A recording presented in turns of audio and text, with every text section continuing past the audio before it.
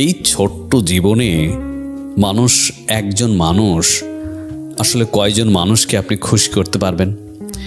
আপনার এই জীবনটায় যদি আমি আপনাকে বলি, আপনার এই জীবনটাতে আপনি যে জীবনটা লিড করছেন, এই জীবনটাতে আপনি যেই দিনটা পার করছেন, এই দিনটাতে আপনি যতগুলো মানুষের সঙ্গে চলাফেরা করছেন, এই সব যতগুলো আপনার আশেপাশে মানুষ আছে, সবার সঙ্গে কি আপনার ভালো সম্পর্ক আছে?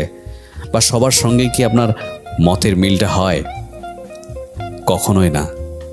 আসলে আপনি তো আলু না যে আপনাকে পটলের সঙ্গে মিশতে হবে, আপনাকে মাংসের সঙ্গে মিশতে হবে, বেগুনের সঙ্গে মিশতে হবে, মানে সমস্ত জায়গায় আপনাকে মিশতে হবে বা আপনাকে ভালো লাগবে, এমন তো কথা নেই।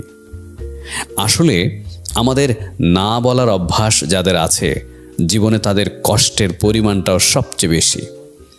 যদি আপনি না বলতে পারেন, তাহলে দেখবেন আপনার কষ্টগুলো অনেকটা কমে যাবে। আপনাকে সবাই ভালোভাবে নেবে না, আপনার সমস্ত কথা সবার কাছে ভালো শোনাবে না, আপনার সমস্ত উপদেশ সবার কাছে ভালো নাও লাগতে পারে।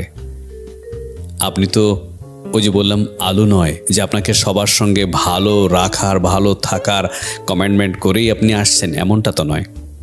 হতেই পারে একজনের সঙ্গে আপনার মতের মিল নাও হতে পারে, আরেকজনের সঙ্গে আপনার মতের মিল হতে পারে।